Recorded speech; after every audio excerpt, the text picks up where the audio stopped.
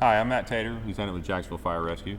I'm here with Michelle from SAVOX, and we're going to address some issues that we have with our new communications that we've purchased. One of the problems that we're having is the lapel mic. The lapel mic, we've identified that there was a wrong PC board, a printed circuit board put into that unit, and we're going to be swapping all those out with the factory, so that issue's been resolved. What about proper installation in your helmet? That is the other issue that we have. What we're going to do today is we're going to show proper installation of the bone mic in the helmet. Okay, what we'd like to suggest is that you start with the unit and make sure everything's working properly with it without installing it in the helmet. So we'll start there. When you attach the CC500, the lapel mic, to your radio, you want to make sure the radio is in the off position. Okay. So let's do that. We'll start there. Test the mic first, the lapel mic. Okay. Test 1, 2, 3. Test 1, 2, 3. Okay. And you need to realize that when you're talking on the lapel mic and the bone mic, you're on the fire ground. You're not going to be whispering, so you need to talk basically like you would be on the fire ground. That's right. So next we want to turn it off, plug our helmet bone in, and our first test is going to be on our throat. Right. We'll turn the radio back on. Test, test, test. So you can see that the helmet comm is working. You're going to find that kind of clarity and volume someplace on your skull. Okay, and next we'll go up to the temple. Test, test, test. 1, 2, 3. Right. And we actually have two lengths of the bone mic. This is the temple version, so it's called short arm, and it reaches at your temple, and that works best on most people with this helmet. And then the other version, it reaches to the crown area. It's collecting the vibrations of your voice through your skull. So just as if you had this helmet comm out here, it's not going to collect the vibrations of anything. So it has to be touching your skull. It has to be touching your skull. So proper would be for the speaker to be by the ear. That's right. Pressing on the head. Test 1, 2, 3. Okay. That's good. So the unit itself is working. Right. So now we're ready to make sure it's installed into your helmet properly. Okay.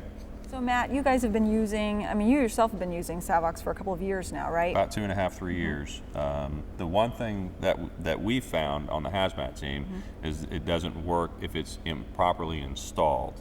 And here's one that's improperly installed. It looks like it's right, but it's not in there tight, and it moves from side to side. So when you have that type of movement, what's going to happen is this bone mic is going to capture all the movement on either your hair, your Nomex hoodie, or your mask. Correct. And at 7 and 21, since we have been using it, we've had great success with it in all our applications. We even use this inside our level A suits. Right. Oh, great, great. So then we're going to show you how to properly install. Right. When you first get your helmet comm, the flexible strap is in the back. So the first thing you need to do is weave it through to the front. And one thing that we've found here in Jacksonville with our helmet that's specific for us is that we've made a cut in the fabric of the headband, starting from where this corner is, right above the headband, and come in about 1.5 inches, enough to fit the arm through.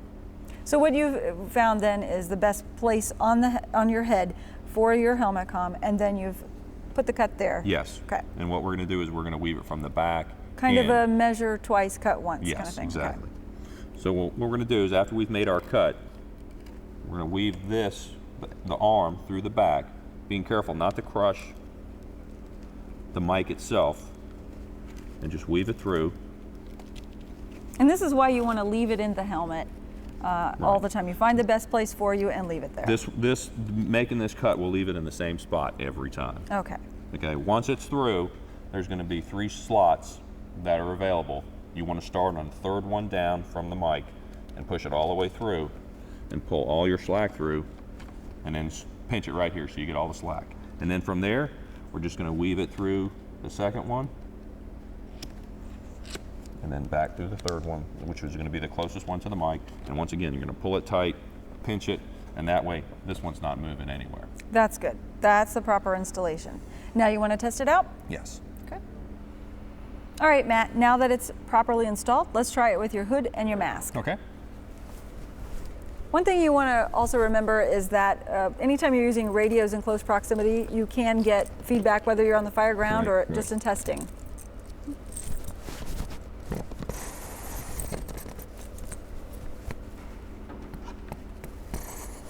Remember to plug the helmet comm securely into the lapel mic. Should not be any type of gap in between there.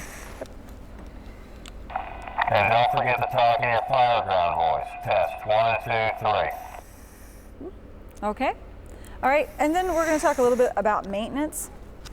Anytime you do plug your accessory into your radio, make sure your radio is in the off position. Once a month maintenance of white lithium grease spray put down into the female nexus and also in the radio connector. A good idea, you can clean this with a soft old toothbrush just to make sure that oxidization isn't building up, drywall, any type of debris. And one problem that we do have is when this cap is off and we are out of fire, we do get water in there, you can shake it with the lithium grease will help the water come out. And remember that this piece of equipment is only as good as it's maintained. If there's dirt and drywall down there, it's not going to work for you. Right, so anytime you're not using anything plugged in here, make sure that that cap is on as well as this cap. Okay, well, I think that just about covers it. Thanks for coming out. You're welcome. If you have any questions, you can contact Captain Estep or Logistical Support.